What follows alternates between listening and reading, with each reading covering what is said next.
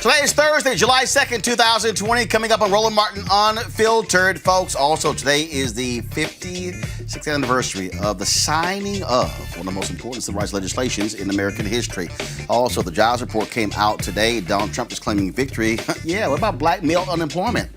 White House has nothing to say about that. The House Armed Services Committee has voted to make the Pentagon rename Confederate named bases, even as Senate Republicans try to stop it.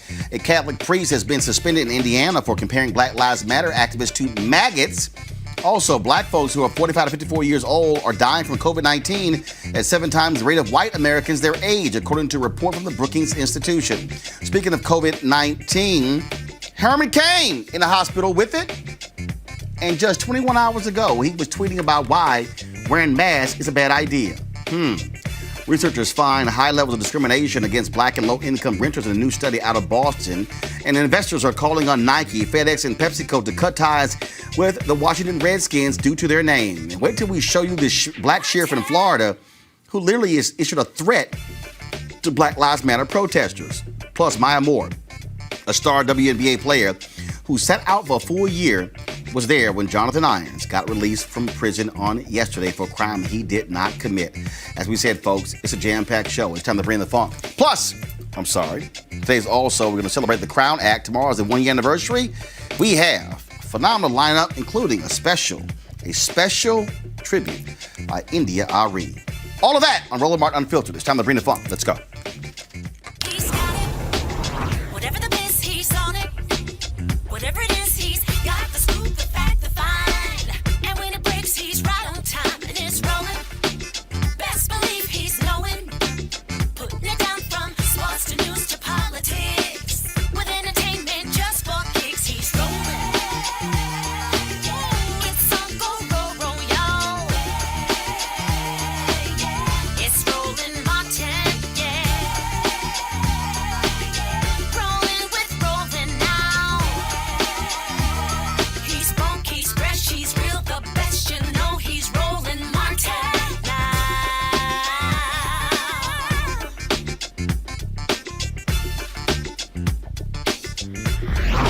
Martin!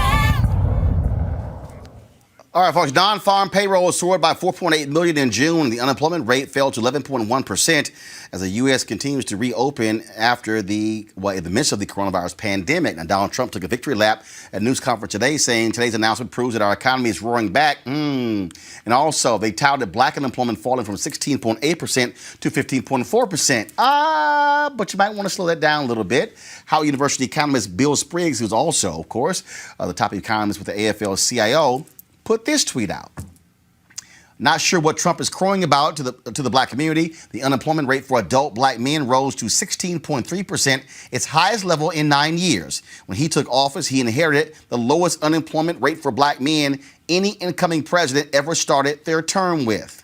Isn't it amazing what happens when you actually have the details? Joining us right now is Dr. Greg Carr, Chair, Department of Afro-American Studies at Howard University, Reese Colbert, Black Women's Views, and Erica Savage Wilson, host of the Savage Politics Podcast. Greg, I'll start with you. Again, I got a nice little cute email from Paris Denard, just crowing about these numbers. But then I responded to him and the White House. Do y'all have any comment about the unemployment rate going up for black men? No response.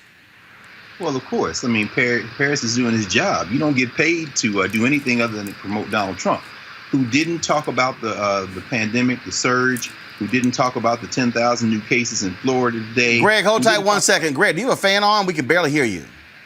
There's a loud buzz. So let's do this here. I'm going to go to Reese. We're going to come back to Greg. You guys, take care of that loud buzz. We can barely hear Greg. Reese, go ahead. Your thoughts. Yeah, I think that the COVID-19 pandemic has exposed the great systemic institutionalized racism that we have in our economy and in our country. And it's no surprise whatsoever that even as jobs are being added back, Black people are, and particularly Black men, are being left behind. So we have nothing to celebrate yet. These are not new jobs. These are jobs that were furloughed or that were shut down because of the pandemic, returning back to normalcy. But guess what? We have another shutdown coming down, or at least another scale back coming down. And so this is a temporary reprieve, but we also have the unemployment insurance, $600 a week that's going to be running out, that Mitch McConnell has signaled he has no interest in extending. So there are many, many more problems over the horizon, not just for Black men, but for the country in general. Erica. Yeah, and then we're also looking at reporting from places like Queens, New York, where folks who were impacted heavily by the coronavirus are having a most difficult time re-engaging the economy again. We're looking at where investments were and where they weren't placed. And then we're also looking at moratoriums expiring for people that are living in apartments and they're facing eviction. So there is a lot more work ahead. And even when we look at the Great Recession, which is something that we can kind of look back at that was most closely to a real issue, economic issue, we saw that Black people, Black men, Black women had the most difficult time of being able to restart being back into the economy again. So him celebrating is really par for the course. It's classic Donald Trump, and I don't think that anyone should expect anything more from him than what we saw today. Greg. All right, we're trying to reconnect with Greg, and so we'll do that in just a second, trying to get his audio straight. Look, bottom line is this here: when you look at these economic numbers, they can play the game, but they have done an awful job when it comes to the coronavirus response. In fact, we're actually seeing how that is still impacting, because in Texas, Governor Greg Abbott, what he did was he opened the state. They were touting this whole deal. Now he issues an order today ordering everyone to wear masks. See, now had he listened to the Latina, Hidalgo, who's the county judge in Houston, he overrode her. He overrode Sylvester Turner, the mayor in Houston as well. And so the shameful actions of these Republican governors in Arizona, in Texas, and other states, they are going to cause, so all that progress with the shutdown, they're about to wipe it all out because they were so stupid trying to reopen states. Absolutely. Yeah. And then even when we look at, there was the principal deputy director at one of the hospitals in Houston put out a front page ad around people telling them not to celebrate this Freedom Holiday weekend in the way that they would normally do that. You're talking about not someone who's an executive leader, but you're talking about someone within the business community that also has executive leadership within a hospital. In Texas right now, you're talking about ICU numbers that exceed 100% capacity. I've also seen and read reporting where doctors are saying that, listen, we have folks that are young and that would otherwise be healthy that have been impacted by COVID, and that if they're not intubated, that they will die. And so the 18 to 29 group, the 30 to 45, the 46 on up, this novel coronavirus is not discriminating. And what people would normally do, a lot of people would normally be, myself included, at Essence Fest this week. This is not a moment to try to recreate what won't happen. What we do need to do is we need to wash our hands thoroughly throughout the day. We need to wear a damn mask, socially distance, and sit our asses down somewhere so that we can, as a society, get a better handle onto what the CDC's principal deputy director is calling the coronavirus, a stealthier virus than what they expected, and essentially being out of control because of society behavior. Reese, go ahead. Yeah, I think people have to understand that just because it's not round-the-clock coverage on CNN or some of these other news stations, screaming about how big of a crisis it is, it's an even bigger crisis than when we started the shutdown. Just look at what's happening. We have D.L. Hughley, who was asymptomatic. He made a video last night saying that he's infected his coworkers and his son because he didn't realize that he had the virus. Nobody was wearing masks. Then you look at, I don't know if we're going to talk about it today, Roland, but Herman Cain is in the hospital right now, just 8 days. Yeah, we're talking about that because, guys, show the photo, please. Herman Cain is now in the hospital for COVID-19. This was a photo when he was at the Trump rally just, a couple of weeks ago. It took place June 20th in Tulsa. Guys, show the photo, please. And it speaks to exactly what we're talking about. And in fact, okay, I don't know why we have the photo. I sent it in. All right, fine, I'll pull it up. What's interesting is that he sent a tweet out. He sent a tweet out about 22 hours ago. A very arrogant tweet. Again, against wearing masks. And so this is the nonsense that you're seeing. You have Republicans out there who throw this stuff out there, who they've got people all riled up, like, this is wrong, this is unfair, we shouldn't have to be doing these things. Well, this is kind of what happens when you ignore the scientists. And again, Herman Cain, of all people, you old. Herman Cain is old, and he's sitting here. As a matter of fact, hopefully it comes up real quick. Here's a photo right here, okay, from the Trump rally. Okay, you see all these black Republicans sitting there. So guess what? Every single person in that photo, they better go to quarantine, including Paris Denard, who's right behind them. That's what happens when you don't listen to the experts and you sit there and run your ass out there talking all this trash about masks and not wearing masks, and you listen to a fool like Donald Trump. Here's the statement they put out. On Monday, June 29th, Herman Cain was informed that he had tested positive for COVID-19. By Wednesday, July 1st, Mr. Cain had developed symptoms serious enough that he required hospitalization. He spent the past night in the hospital, and as of today, Thursday, July 2nd, he is resting comfortably in an Atlanta area hospital. Mr. Cain did not require a respirator, and he is awake and alert. There's no way of knowing for sure how or where Mr. Cain contracted the coronavirus, but we do know he's a fighter who has beaten stage 4 cancer, blah, blah, blah, blah, blah. That's why you wear a mask. That's why you have safe distancing. That's why you don't sit next to people at rallies like the fools did there in Tulsa. That's why. Yeah, and we're seeing more cases of health people. Condition. Hold on one second. Reese, then Erica. Go ahead, Reese. Go ahead. Oh, I was going to say, we're seeing more cases of entire families getting infected. It's anecdotal from what I've seen, but I'm just seeing a lot more cases where an entire family gets infected. They don't know exactly who was the first person in the family to get the virus. And, this has a disproportionate impact in terms of the deadliness and the severity of this disease when it comes to Black people because of pre-existing conditions. So Herman Cain, as a stage 4 cancer survivor, should have known better. And you cannot follow a fool. Like some people say, you play stupid games, you win stupid prizes, and COVID is not the prize that you want to win. Go ahead, Erica. Absolutely. And then looking at Tulsa County, they've seen an increase since the Klan rally of 15% in their COVID numbers. You're talking about well over 900 people since June 20th that have the virus, and that's what we know thus far. And so the irresponsibility and arrogance of other people should not be a life or death scenario for other folks. People have to exercise wisdom and wear a mask, social distance, and wash their hands often and stop gathering. This is the thing right here, Greg. Real simple. Again, go to my iPad. This is a tweet sent out literally 24 hours ago. As he was commenting on this big Mount Rushmore Independence Day event Trump has been touting, in the South Dakota governor, we will not be social distancing. This is what Herman Cain wrote. Masks will not be mandatory for the event, which will be attended by President Trump. People are fed up, and you're in the hospital with coronavirus. That's dumb.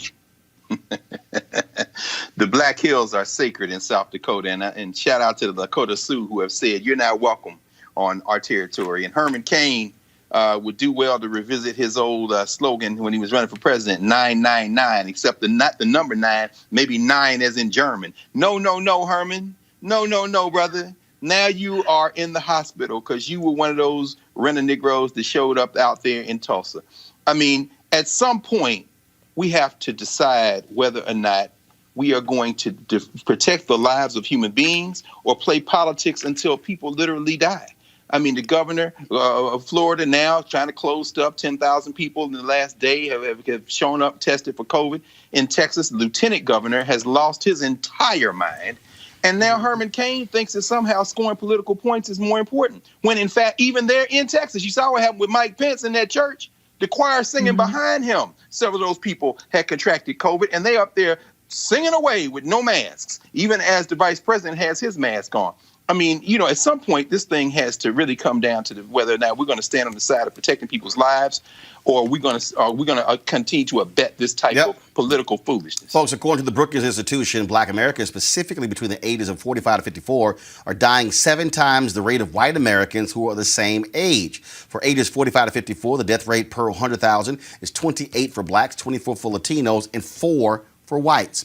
For ages 55 to 64, it is 76 per 100,000 for blacks, 60 for Latinos, and 13 for whites. For ages 65 to 74, it is 196 for blacks, 135 for Latinos, and 38 for whites. So for ages 75 to 84, it is 443 for blacks, 290 for Latinos, and 120 for whites. For 85 and over, 880 for blacks, 573 for Latinos, 436 for whites. In every age category, black people are dying at a higher rate of coronavirus than anybody else. So listen up. Stop listening to these crazy white folks, if you're black, talking about coronavirus, because you are likely to, if you're black, to die at a higher rate. So wear a damn mask, stop being stupid, wash your hands, and I'm getting all kind of reports from black people. I was talking today to Dr. Ebony Jade Hilton. She was in her home state of South Carolina, and she was telling me these black people are not wearing their mask. Look, if these other folk want to kill themselves, fine. But the reality is that's their business. But black people, we are getting hit harder than anybody else with this. Don't listen to those fools. Don't listen to them fools on Fox News. Don't listen to any of them, and wear a mask. If you get it because you chose not to wear a mask, that's because you were stupid as hell, and you should have listened to common sense trying to explain to you what in the hell is going on. Sorry, I put it just like it need to be put, because somebody got to say it the way it's supposed to be said. All right, folks, let's go to our next story, and that is you want to talk about stuck on stupid. The House Armed Services Committee, they've approved an amendment in the defense policy bill that requires the Pentagon to rename all Confederate named bases and other properties within a year. This committee vote comes after Donald Trump threatened via Twitter to veto the defense authorization bill if it includes the requirement to rename the bases. Now, over in the House, in the Senate, Josh Cawley of Missouri, he actually tried to strip it from the bill. The senator said no. But what's crazy to me, Greg, Senator Tim Scott actually gave an interview where he said that we should have a study as to how these bases somehow got named after Confederate generals. We don't need no damn study. We know exactly how they were named. And who cares how and why they were named? We know what the real deal is. Take them damn names off. Joseph Rainey, Robert Smalls, just 2 of the many incredible black elected officials, congressmen, state legislators, local elected officials that came out of the Civil War and into Reconstruction. Tim Scott is an embarrassment to every person of African descent in the state of South Carolina who struggled during Reconstruction, who fought their way out of enslavement, and everyone since, from Septima Clark all the way through to the current members of the United States Congress in which he serves from South Carolina. At some point, brother, you have to decide whether or not, forget the right or wrong side of history, you have to decide before your head hits the pillow every night whether you can stand defending traitors not only to the United States of America, but more important, people who, if they had had their way, you wouldn't be in the United States Senate. You'd have your shirt off, chopping indigo or cotton or rice in a rice paddy in your native state of South Carolina. Not only is that indefensible, I understand Josh Hartley. I understand Hartley from Missouri. I understand Hartley, an unreconstructed white nationalist, who is saying, well, why don't we listen to military families and why don't we have public hearings? But when Tim Scott says it, this goes beyond politics, brother. Now you are on the opposite side of your race, and that's indefensible. Simple as that. Simple as that. Folks, again, you're seeing what's happening here. Now you talk about pressure that's being applied as well. That is, a number of companies, a number of investors representing $620 billion have said to the Washington Redskins, take that name off of the team. Well, guess what? This just in, the folks at FedEx, the ones who pay the field rights, stadium rights name, they issued this statement. Go to my iPad. FedEx has asked the Washington Redskins to change its name. Here's the statement. We have communicated to the team in Washington our request, that they change the team name. Reese, I keep trying to tell people, money talks. And as Richard Pryor said in Car Wash, bullshit walks. Bullshit walks. Exactly. That is how you have to hit it. We live in a capitalist society, for better or for worse. The better part of it is how we can apply pressure to these companies that won't do it out of altruism, that don't want to do it out of being on the side of ethics and morality and decency.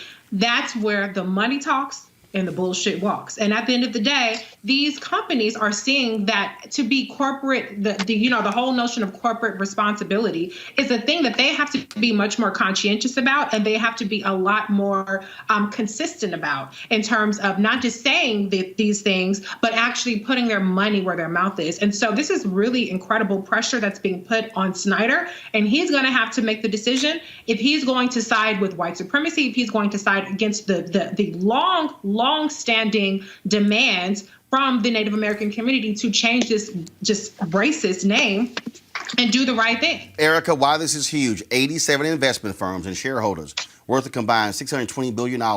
They didn't send letters to the Redskins.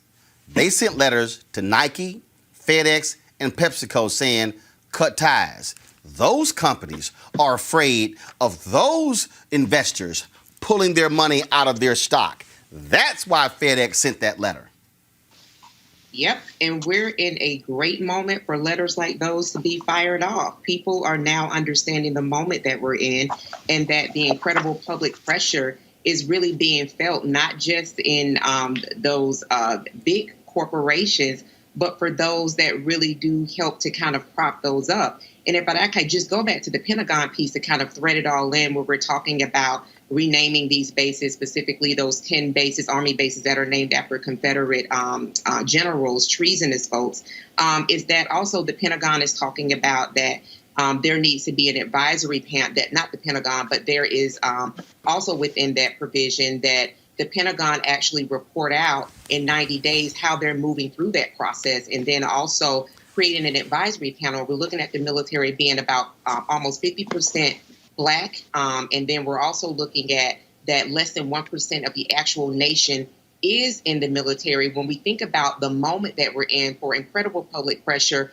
that we're seeing it not only with the renaming of these bases, but then we're also seeing with this whole Washington Redskin business that has been going on for decades. This is really a moment where we're going to be able to see where people are standing in their hearts. For Dan Snyder to say that they're not really offending the Native American community, and then actually, sing out the words of the song, it is offensive to the Native American and indigenous population. And so people are going to have to make not just decisions for their dollars, but historical decisions as well. Real simple, Greg. Money talks. The reason you're seeing the changes in the 5.5 weeks after the death of George Floyd is because people begin to press the money levers. And that's what I keep saying. In fact, I've been making the arguments to other people. They keep saying, well, how can we change the VC culture when it comes to investment? I said, no. What you do is you have you have the VCs at the top. They're the ones who are sitting here investing in all these companies. But where are they getting their money from? They're getting their money from these pension funds. Well, there are money managers who control these pension funds. So now you have to then ask, okay, well, where are they getting the money from? From public workers. The largest percentage of Black wealth in America rests in the hands of public workers. And this is what I have been saying. And I need everybody who's watching me, if you are Black and you are a city, a county, a state, a federal worker, if you work for a school district, it doesn't matter. If you're a public worker, your pension dollars, your pension, your money is being pulled together, Greg, as a collective. And then those pension funds are the largest investors in Wall Street. So if you want to change Wall Street, if you want to change how venture capitalism look, if you want to change how those white-led investment firms look, all that needs to happen is these Black public workers need to rise up and say, who is the investment fund controlling our money? Where are your Black partners? What the companies you're investing in, where are their Black board members and Black senior execs? if you don't change your policies, we're not going to invest in your companies. That will change the entire structure, Greg. That's exactly right, Roland. And it's clear that business people can count. And as you said, they're following the money. And the irony is that even as we see the attack on public unions in this country, which has spanned the last several generations, we see whether it be Mark Zuckerberg at Facebook or whether it be Snyder soon with this Washington football club, they're looking ahead and trying to gauge the momentum of this general strike that's in the street. Even as we need to organize better to express ourselves, the simple fact of the matter is that these companies are realizing that their consumer base is increasingly non-white. You have another element of whites who are now saying Black Lives Matter and may be inclined to spend their dollars elsewhere. And as you said, when you see the rates at which people are getting sick and dying with COVID-19, we know we're essential personnel. We know all the other factors. But one of the factors that the Brookings report reveals as well is that the younger this country is, the more non-white it is. We're not going to be talking about minorities in the same way in the next 20 years. And so as a result, these companies are trying to get ahead of the thing. And when it comes to the Washington Football Club, the DC, the mayor, the city council made it very clear several years ago when they're trying to angle for a new stadium in the district. You're not coming back into the district until you do something about that name. Right. And first of all, the reason they even got the first black player they got because the head of the Department of Interior told that racist owner, oh, we own the land your stadium is on. You're going to go get you a black ball player. Folks, I do want to talk about this here. Today, of course, in 1964, the Civil Rights Act was signed, obviously one of the most momentous laws in American history. The reason I'm stating that is because you're seeing what happens today as a result of that in terms of what is happening. This study out of Boston shows how we are still being impacted. Of course, this dealt with public accommodations, not housing. But this new study from Suffolk University Law School finds that landlords and agents in Greater Boston are discriminating against black renters and those with vouchers for Section 8 housing.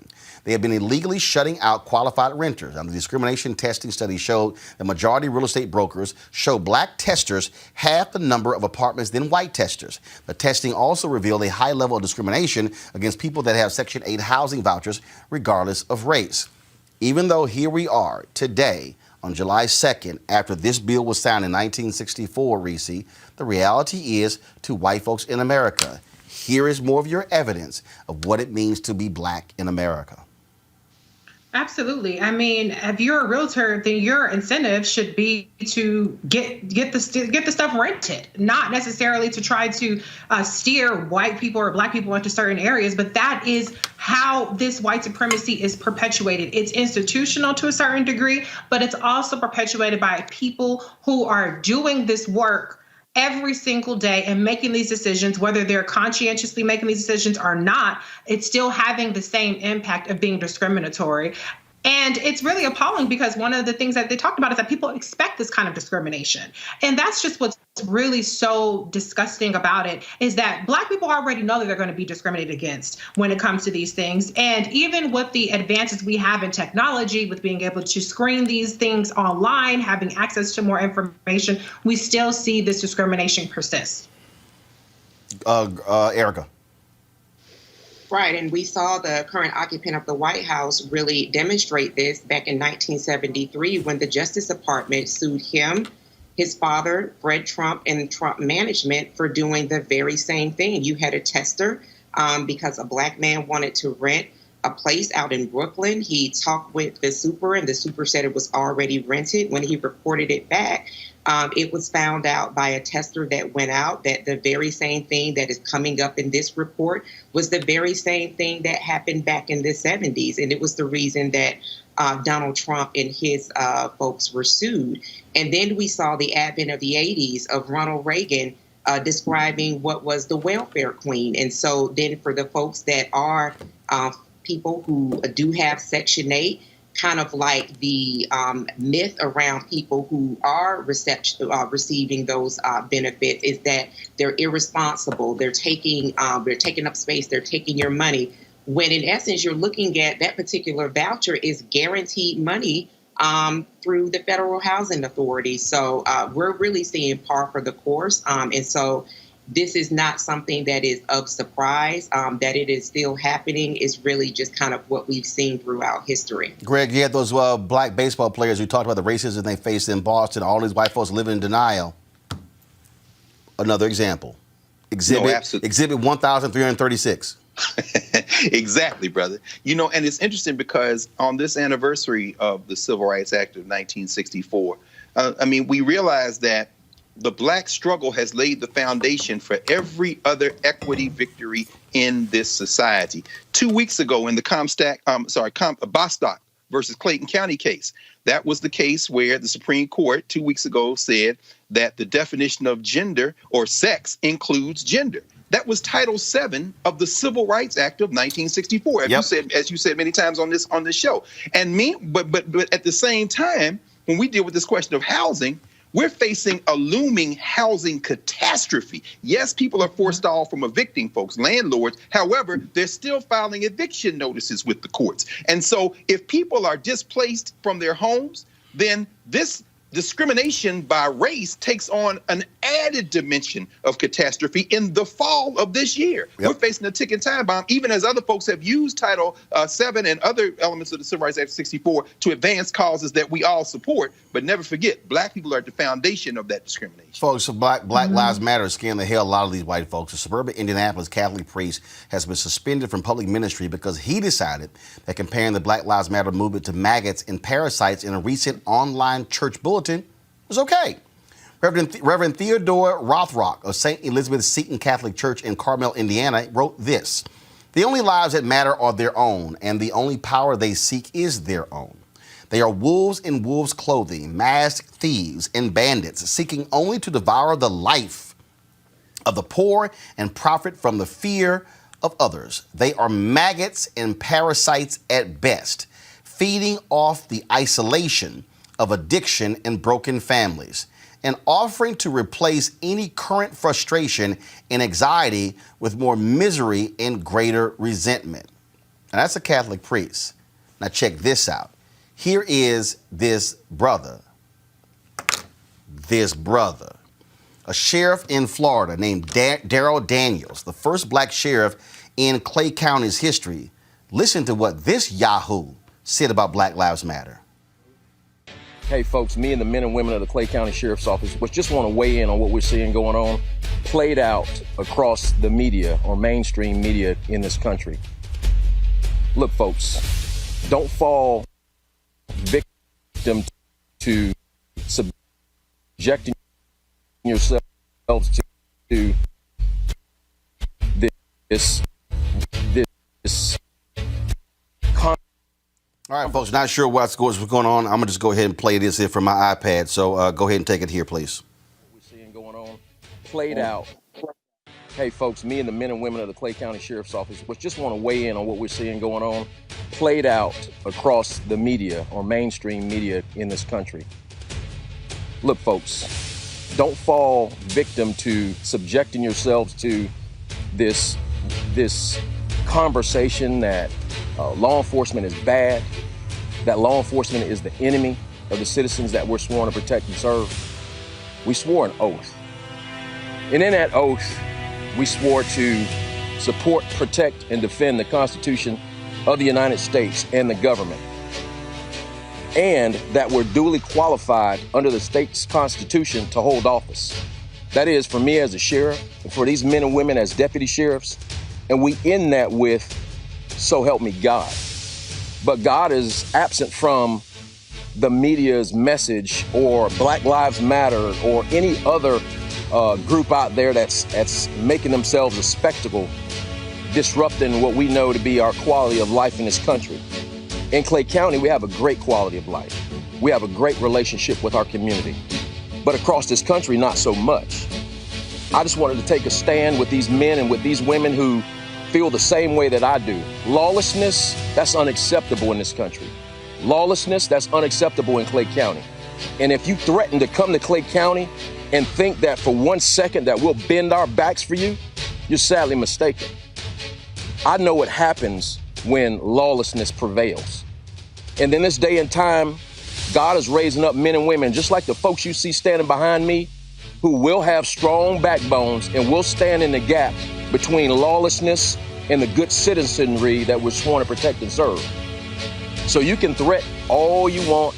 You can say, hey, let's go to Clay County, or let's go to some other peaceful county where their problems don't exist, or not so much like across this country, where relationships are great and not strained, and where the people support their sheriff and support the men and women who wear the uniform.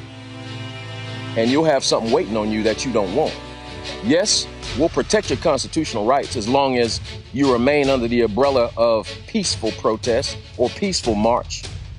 But the second that you step out from up under the protection of the Constitution, we'll be waiting on you. And we'll give you everything you want. All the publicity, all the pain, all the glamour and glory for all that 5 minutes will give you. Is it a threat? Absolutely not. But somebody has to step up in front of the camera and say, enough is enough. Tearing up Clay County, that's not going to be acceptable. And if we can't handle you, you know what I'll do? I'll exercise the power and authority as a sheriff, and I'll make special deputies of every lawful gun owner in this county. And I'll deputize them for this one purpose, to stand in the gap between lawlessness and civility. That's what we're sworn to do, and that's what we're gonna do. You've been warned. Greg Carr, what the hell was that? Well, I kind of feel bad for Brother Daniels. I don't know, you probably saw this. The state attorney in Florida is looking for independent.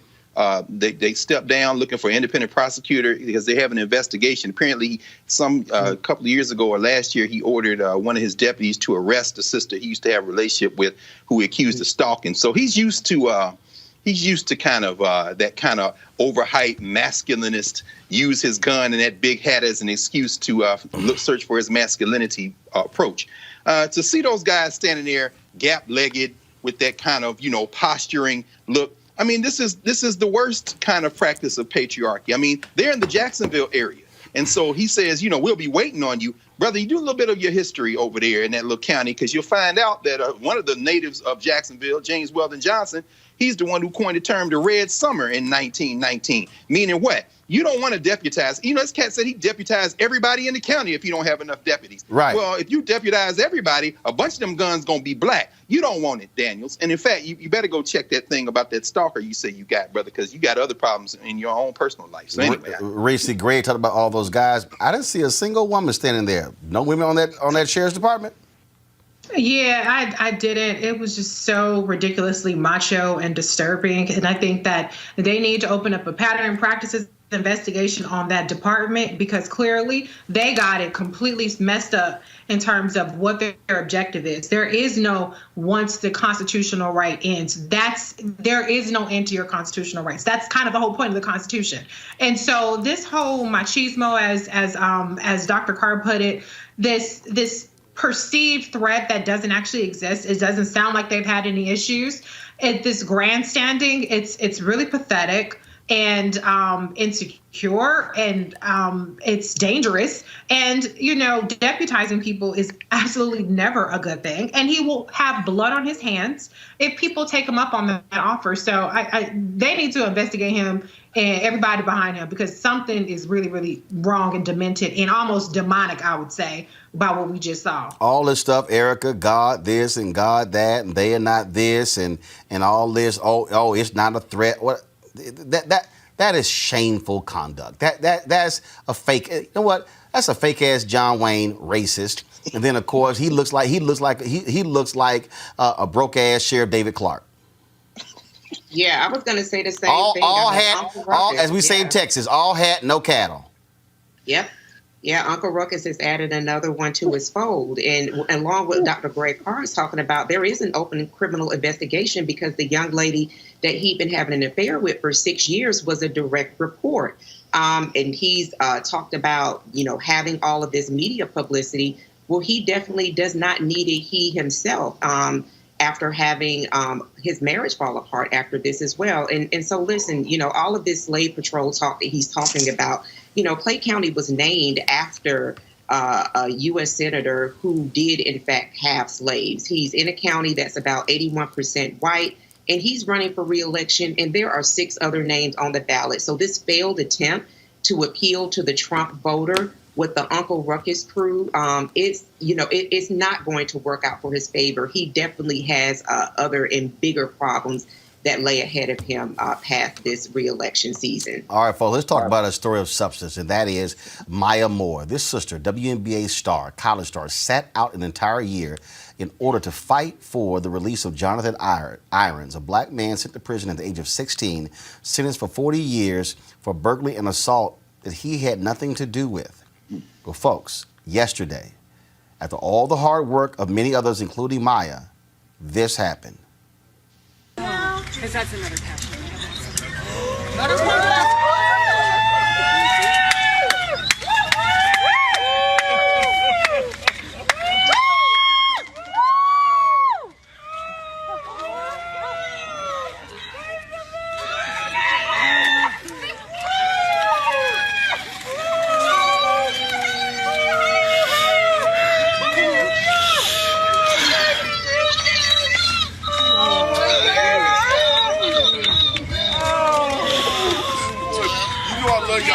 Can you hear it?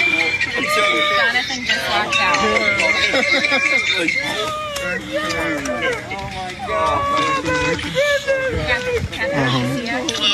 I'm already on the phone. Okay.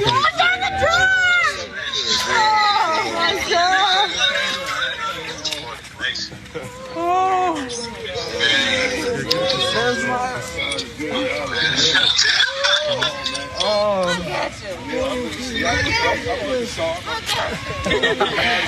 God is good all the time. Yes. Catherine. 23 and some change. Okay, 22. Oh, okay. Oh, that's.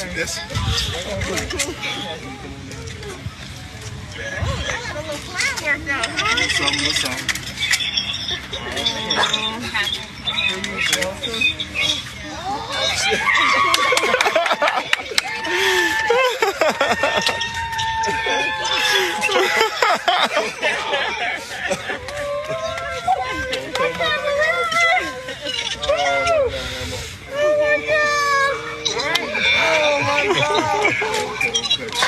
Come on, man. What y'all doing, man? Y'all bring it in, man. What y'all doing? Y'all trying to get beat up? Give me some love.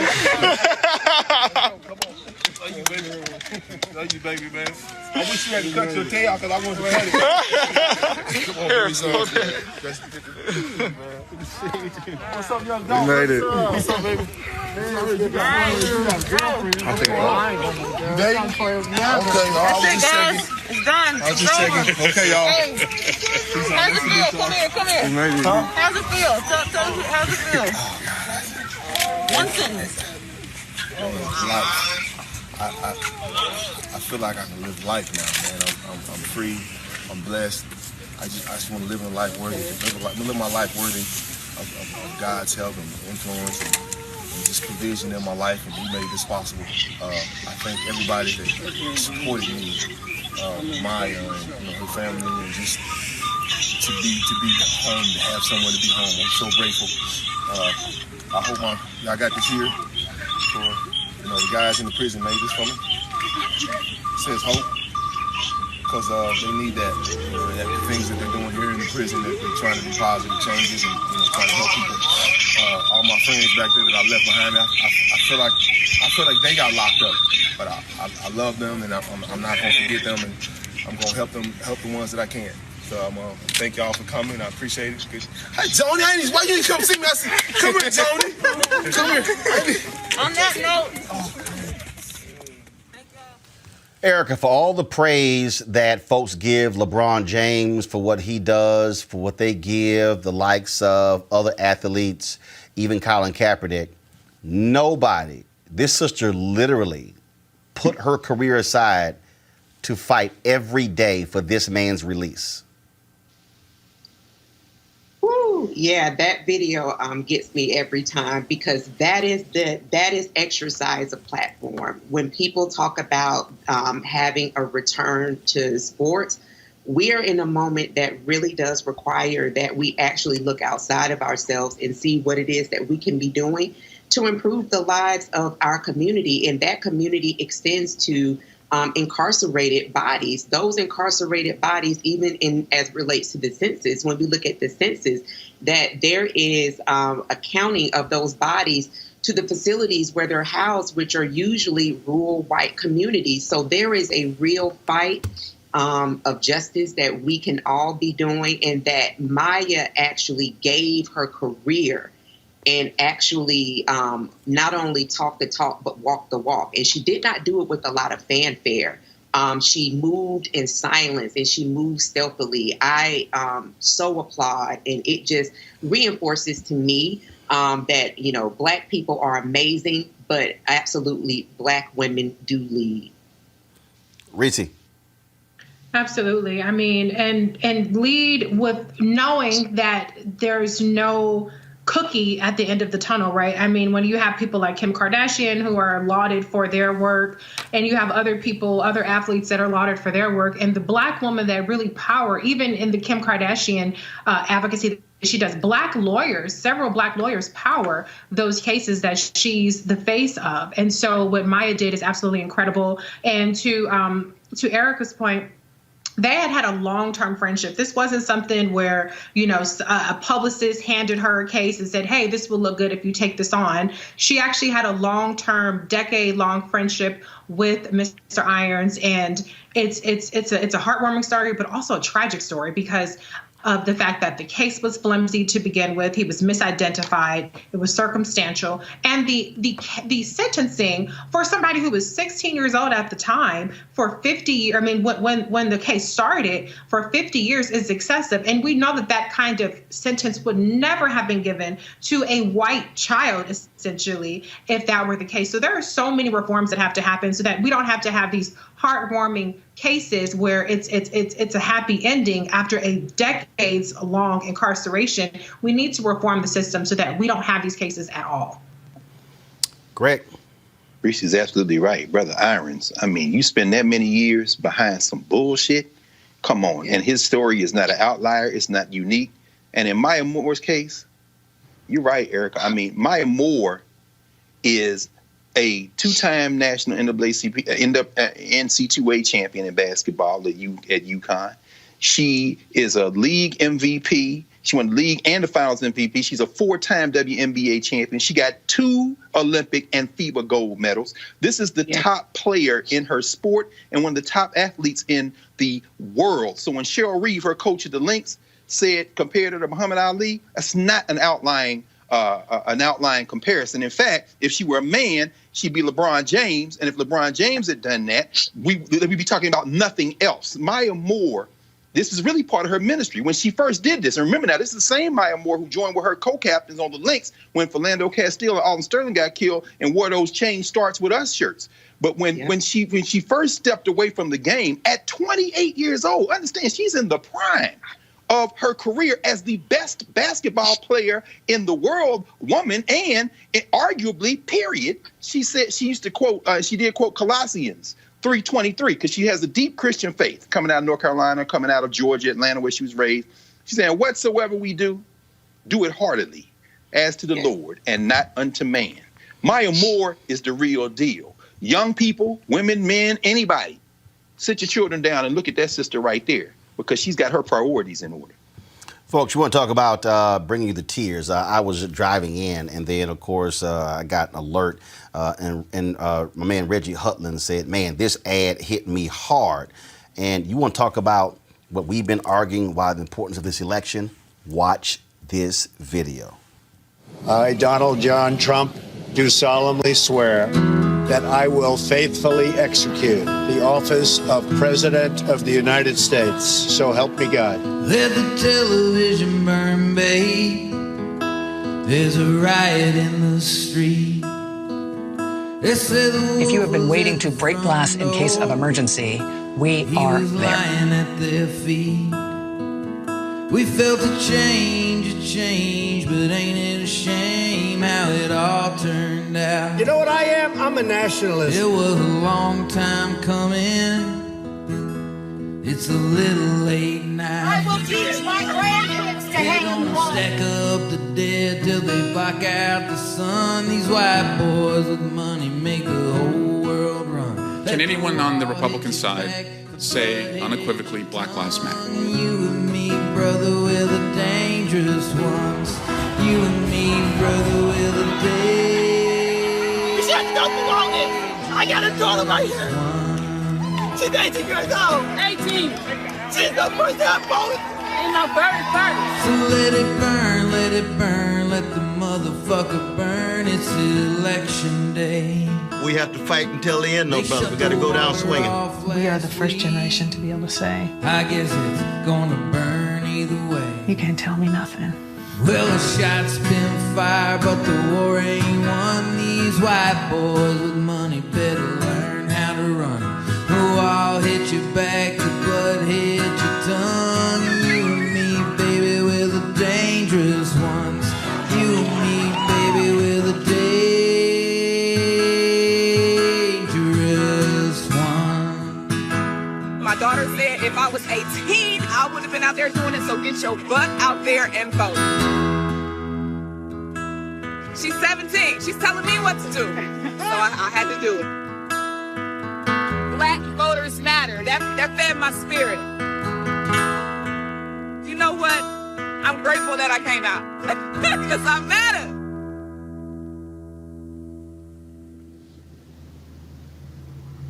That, Reese, is a powerful ad. It is. I think that we've seen the media outside of obviously your show, Roland, which is why it's so valuable, kind of lose interest in this, just the fight of our lifetimes. And, you know, people are still out there in the streets. People are still fighting, and just new injustices are still occurring every day. We're learning about cases that are even a year or so old, or, you know, months old, like Elijah McClain. And so we cannot let our foot up off the gas. We cannot take our eyes off the prize. We have to remove the white nationalist in chief from the office, if for no other reason, because COVID-19 is not letting up off of us, and he has no intentions whatsoever to do a damn thing about it. We have to remove him. We have to remove Mitch McConnell. We have to make sure that the Republicans do not have a majority. We have to make sure that the House that Democrats hold on to the House. We have to get as many Republicans out across the country as possible, because they have abdicated their duty to put Americans first, Americans of all backgrounds. And so please stay motivated, please stay safe, but please keep up the fight. Erica, you were crying on the Mom Moore deal. That video there will certainly cause you to be teary-eyed. Yeah, I mean, it really does kind of capture when we just think about even from May 25th to where we are now, but largely where Black people have been for a number of years. And along the point that Reese made around really voting and really just keeping that at the forefront, one of the things, kind of these discussions that are kind of springing up around the lesser of two evils and looking at Biden's record. When we look at those folks that are in executive leadership, particularly in the South and other states, look at what they're doing. Look at what the hell is happening in Georgia. Look at what is happening in Arizona. Look at what's happening in South Dakota. These Republicans have been very clear, and they keep telling you from their places on Senate Intelligence Committees, they're telling you this as we have learned around Donald Trump knowing about the bounties of Afghanistan soldiers, where we know now at least 3 Marines were killed as a result of this, and not doing a damn thing about it. That Republicans do not give a damn about you. It does not matter if you're Black, white, or other. They don't give a damn. They care about power and money and making appearances on Fox News. And so if people want to live beyond this COVID time, beyond summer, beyond November 3rd, we have to exercise that very, very sacred power that we all have, and that is at the ballot box. Bottom line, Greg, is real simple. You can sit here and yell, complain all you want to, but if you don't vote, you cannot change what's happening. That's right, and it's not either or. Erica just laid it out. I hope everybody heard that loud and clear. I tell my students all the time, there is no such thing as the United States of America as one nation. It is a state with a lot of different competing interests in it, and that was a very powerful ad. But, you know, I love how they really try to salvage that American flag. But as the lyrics of the song said, as the guy was singing, let the motherfucker burn. I mean, the sister said, you know, our generation is the one to say, no. Every generation has said that, sis. And so when that little message at the end said, we're almost there, that is not true. We are not almost there. They going to the Supreme Court to attack Obamacare because they realize that when COVID surges again, these insurance companies can say they're not going to give you insurance because you have a pre-existing condition. They just took $25 million out of the school police, LA Unified today, and the police chief of the school police resigned, said, I can't defend people. Let's be very clear. This is July. Donald Trump isn't guaranteed to be the person to run for office. What if the Republicans decide, you know what? Let's throw him overboard. He's unsustainable. And they put Mike Pence in. Pence said, I'm a Christian, meaning I'm a white nationalist. I'm a conservative, and I'm a Republican in that order. There is no United States except in this fantasy of a unified place. But Roland, as you had us do last year, what to the slave is the 4th of July. Frederick Douglass called it in 1852. The only thing you get in this society is what you fight for. And that sister in Louisville with her daughter standing there, she said the mother was kind of near tears. Right. But you see that look on that young sister's face? That's the look of somebody who's going to get free. No, we are not almost there. And we got to press this down. This gas got to go all the way to the floor. Otherwise, there won't be a there to get to, almost or otherwise. All right, folks, before we go to a break, Lamont Owen College, the only HBCU in Memphis, Tennessee, has been named the beneficiary of an endowment of $40 million, one of the largest gifts to any HBCU and the largest for the school in its 158-year history. The endowment was created from assets from the Community Foundation of Greater Memphis, an organization that works to strengthen the community through philanthropy. The college is located in one of the poorest zip codes in the country. Without it, many residents in the surrounding community would not have a college education. The first black mayor of Memphis, Willie Harrington, held this, first of all, of course, he held the seat for 16 years, graduated Lamont Owen, and in fact, I also gave a commencement speech to that school, so that is absolutely great, and it's what I keep saying to people. If you want to change what's happening, we've got to be demanding these various foundations and these corporations give these type of investments to our HBCUs. I'm not interested in 1 million, 2 million, 5 million. No, I'm talking 40, 50 million, 100 million, 1 billion. We're going to talk more about that next week. You want to check out Roland Martin Unfiltered? YouTube.com/Roland S. Martin. And subscribe to our YouTube channel. There's only one daily digital show out here that keeps it black and keep it real. It's Roland Martin Unfiltered. See that name right there? Roland Martin Unfiltered. Like, share, and subscribe to our YouTube channel. That's youtube.com/Roland S. Martin. And don't forget to turn on your notifications so when we go live, you'll know it. Hey everybody, this is Sherry Shepherd. You're watching Roland Martin Unfiltered, and while he's doing Unfiltered, I'm practicing the wobble. Yes, I am. Because Roland Martin's the one, he will do it backwards, he will do it on the side. He messes everybody up when he gets into the wobble, because he doesn't know how to do it, so he does it backwards. And it messes me up every single time. So, I'm working on it. I got it. You got Roland Martin. Hi, my name is LaToya Luckett, and you're watching Roland Martin Unfiltered. What's going on, everybody? It's your boy Mac Wiles, and you are watching Roland Martin Unfiltered. What's up, y'all? It's Ryan Destiny, and you're watching Roland Martin Unfiltered. What up, Lana Well, and you are watching Roland Martin Unfiltered.